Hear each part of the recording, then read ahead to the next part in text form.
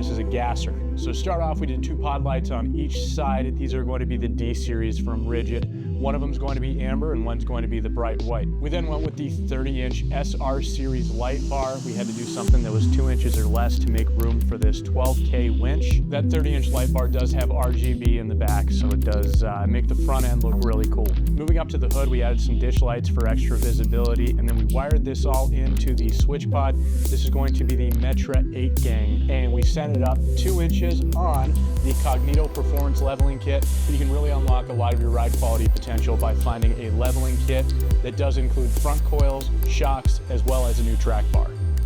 The wheels are going to be the 20x10. They are the Gear 765 ridge in a -19 offset. And the tires are going to be the Kenda Klevers in a 35-12-50. And of course, towing and hauling is the name of the game, and especially with these leveled trucks, you do want to make sure that they're not going nose high.